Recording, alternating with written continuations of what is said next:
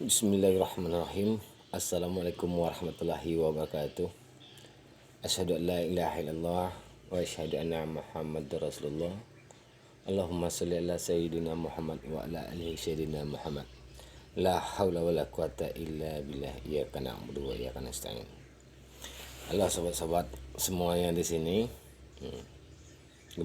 Bagaimana pagi ini? Sehat? Amin amin. Insyaallah sehat-sehat ya. Kita di sini ini ingin juga bercerita, cerita lepas landas kita. Di video-video saya yang di depannya macam-macam yang saya ceritakan tentang marifatullah, tentang enaknya hidup dengan Allah. Ya. Jadi kita sebenarnya ini terus kita perbaiki diri kita. Perbaiki terus.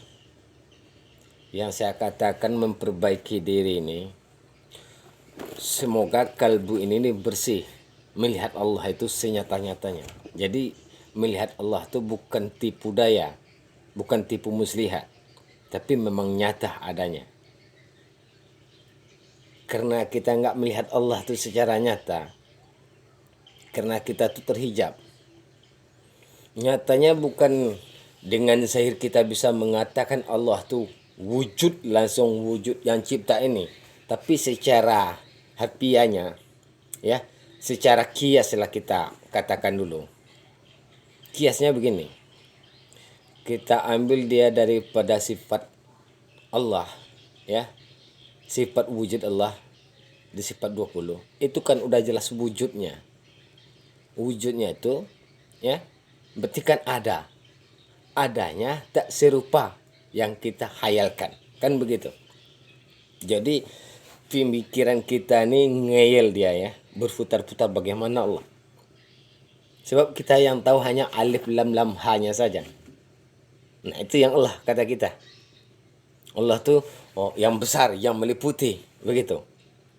Tapi Allah tuh kalau sifat hakikinya itu memang tak serupa dengan hayalan kita. Tapi sifat majazinya ada kenyataannya. Sebab Allah ini kenyataan dan kita ini kenyataannya. Saya katakan kita ini kenyataannya, al-insanu sirihu wa anasiruhu. Nah itu kenyataannya Allah. Tapi kita masih aja tetap terhijab. Tetap aja terhijab kan? Karena terhijabnya itu yang dinamakan hawa nafsu tadi. Hubud dunia, kalau kata-kata orang ilmu tasawuf, hubud dunia. Jadi kalau kuncinya dengan Allah ini, nggak ada terbatasnya seorang hamba dengan ma'bud. Dimanapun seorang hamba tadi berdirinya, di situ ada Allah. Dia tak berpisah Allah dengan hamba. Nggak ada perpisahan. Yang berpisah Allah dengan hamba itu secara zahirnya tubuh jasmaniah. Sebab jasmaniah ini bisa dikatakan dia wadah. Ya. Wadah ini ada batas ruang dan waktunya. Cuman di dunia ini aja. Nah, dia ada batasnya. Tapi kalau kita atau dikatakan diri kita tadi, bukan zahir ini yang kalian lihat ini, ya, tapi batinnya, ya, tapi yang serupa kalian lihat ini. Nah, paham nggak? Diri kita yang halus itu, jiwa kita itu, jiwa itu tuh nggak pernah mati dia. Tapi di dunia ini dia mati di dunia ini karena dia nggak kenal lagi kepada Tuhannya. Makanya mati namanya. Yang kita rasakan selain daripada Allah itu. Makanya Rasul mengatakan, mutu anta qablal maut, matikan diri engkau sebelum engkau mati. Kalau kita sudah mati di dunia ini, sifat-sifat keinginan kita terhadap dunia ini, maka sifat Allah itulah yang hidup pada diri kita. Gak ada lagi yang namanya mati. Mati dalam pada sifat sahir tadi. Perpisahan kita ke alam kubur. Jasad ini kita tinggalkan. Karena kita kembali lagi yang memiliki yang punya tadi. Sebab kita bukan asal dari 4 unsur. Ya, jadi supaya paham aja sedikit-sedikit kita. Kita ini bukan unsur dari 4 dari alam itu sendiri. Api, air, angin, tanah. Itu bukan unsur kita. Oh, kenapa nggak unsur kita? Nah, yang unsur alam itu adalah tubuhnya kita. Ya, itu unsur alam. Yang diri kita bukan unsur alam. Nah, itu harus dipahami sedikit-sedikit. Memang kelihatannya nyeleneh. Tapi bagi orang yang sadar dengan Tuhannya, dia paham nantinya. Dia akan mengerti dengan Tuhannya. Tapi kalau kita masih dalam keadaan tidak sadar akan kesadaran diri kita bahwa kita itu belum kenal dengan Allah, nggak akan paham. Tapi kalau orang sudah sadar dia akan Tuhannya, kenal akan Tuhannya, dia udah mengerti. Kayak biasa-biasa aja dengan Allah. Tapi sebelum dia berangkat menuju Allah dulunya, mi'rajnya, itu tertatih-tatih juga. Capek juga belajarnya. Sampai Allah memberikan hidayah kepada orang-orang seperti itu.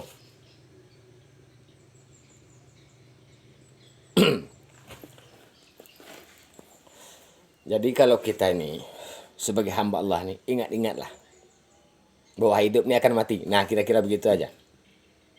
Ya. Ingat-ingat kita bakal mati.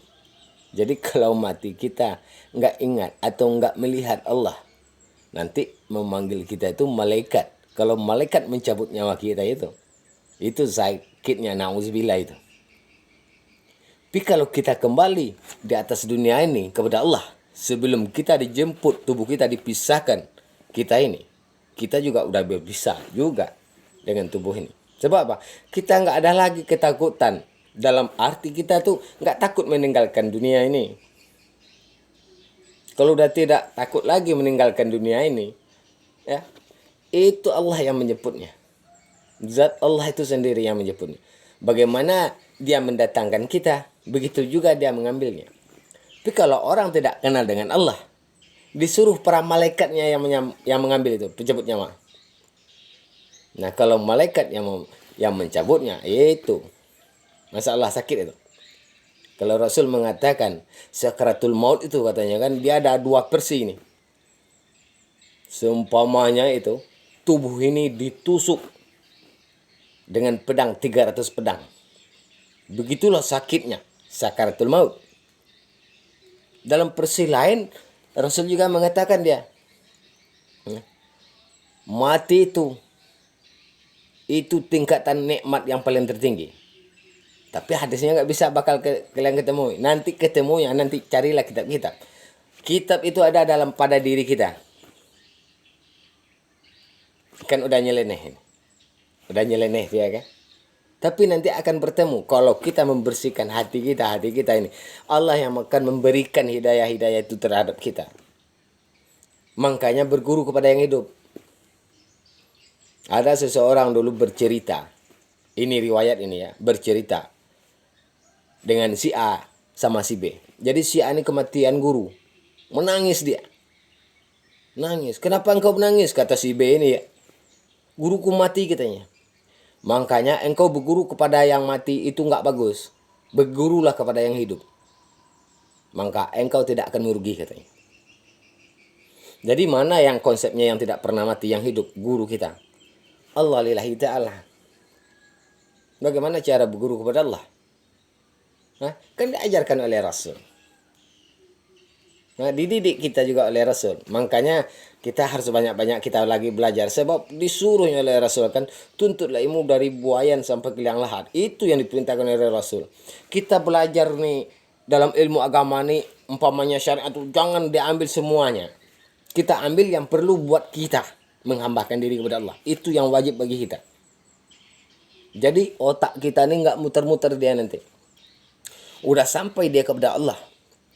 Udah tepat tujuannya kita terhadap Allah. kita udah bebas kita.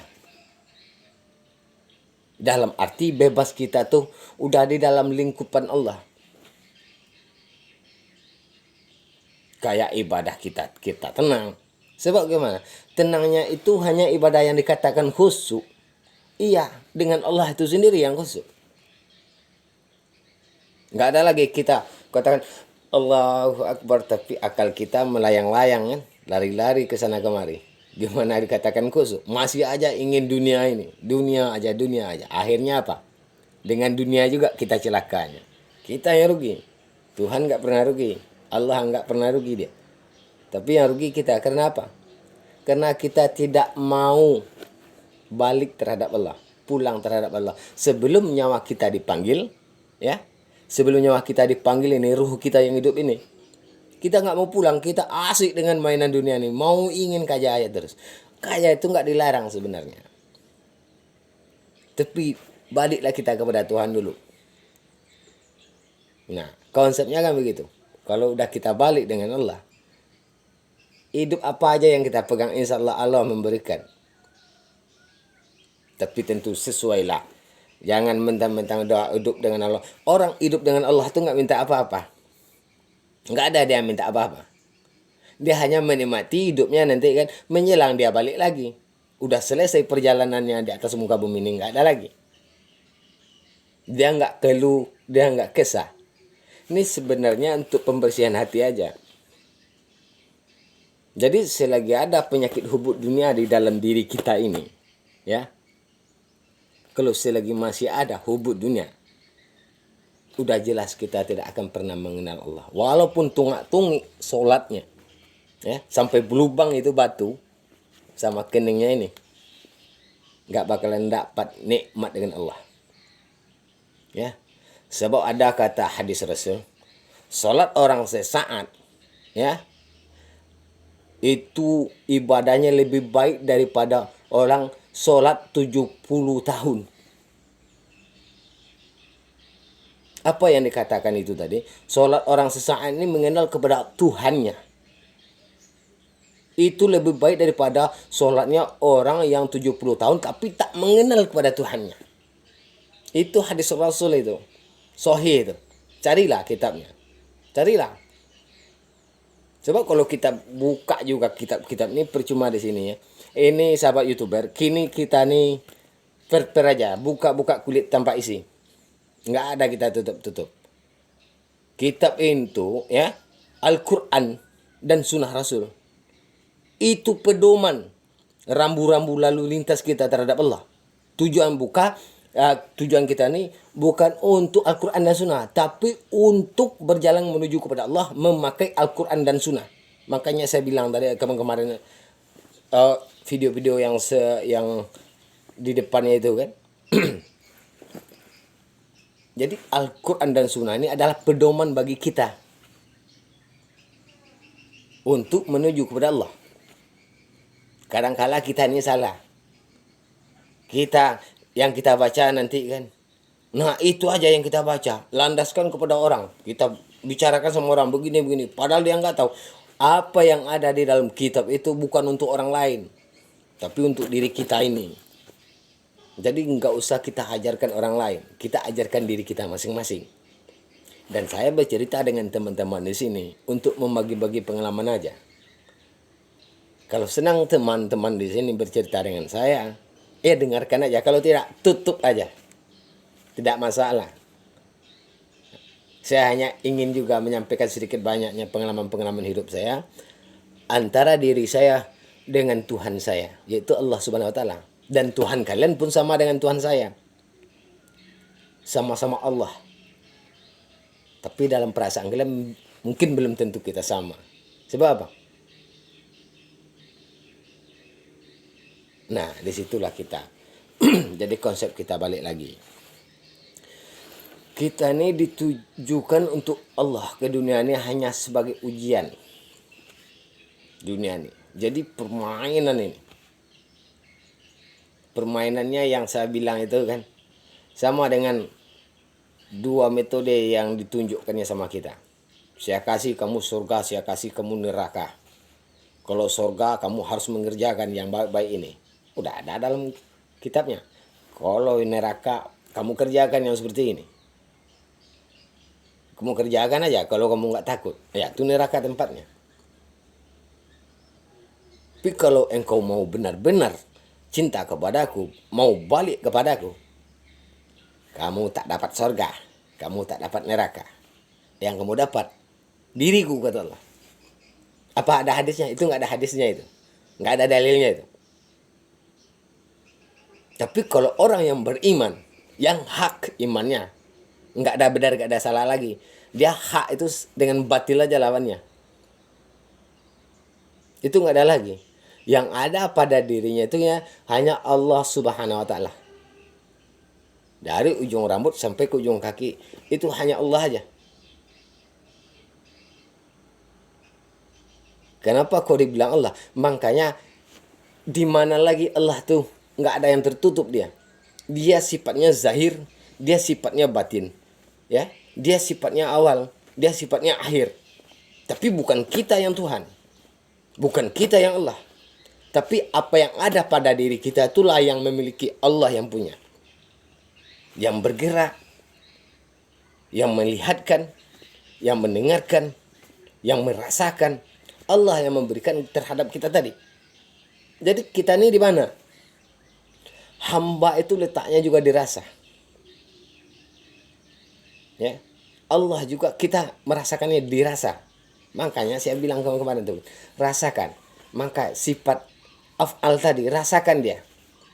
Jadi kita ini dari bawah aja. Jangan dulu terlampau panjang kita mengaji ke atas. Nanti kita jatuh. Ya.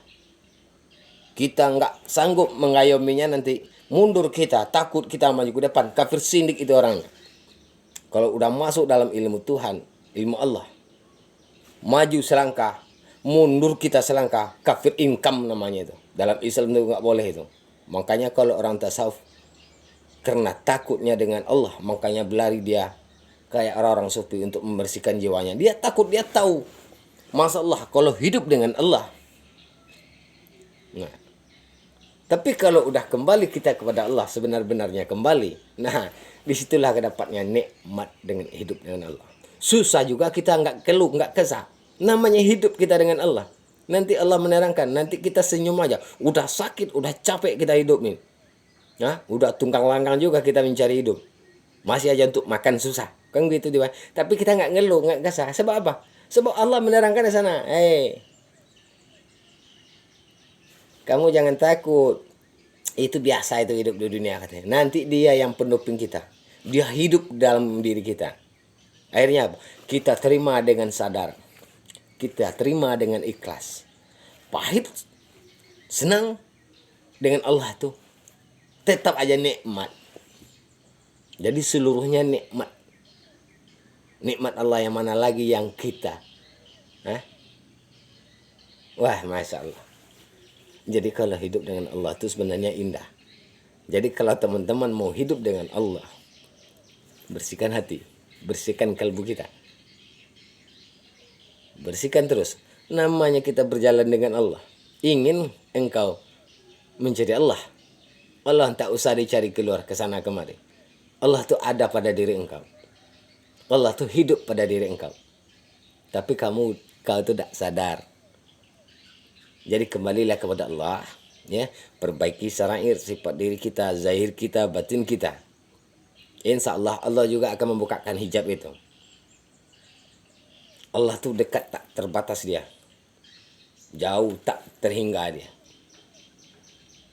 Tapi jangan nanti mengatakan diri engkau itu Allah, engkau itu Tuhan. Tidak.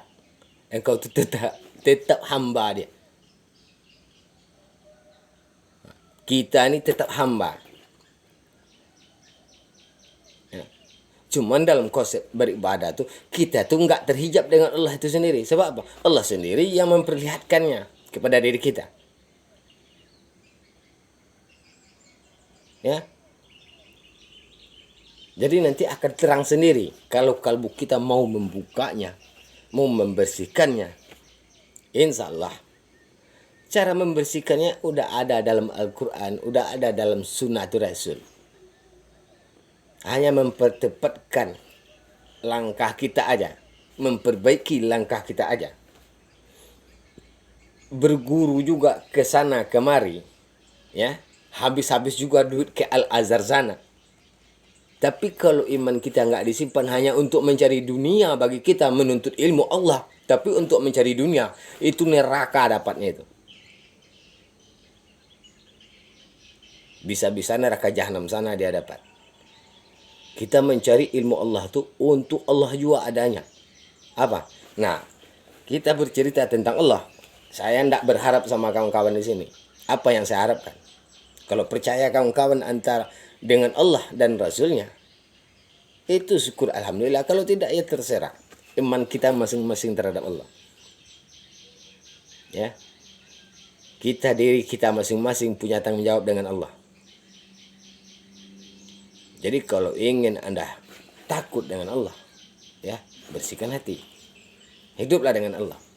Kalau hidup dengan Allah itu, rezekinya itu dijamin oleh Allah. Terbuka pintu rezeki. Apa yang kau harap akan kuberi. Apa yang kau minta akan kukabulkan. Itu memang kata Allah.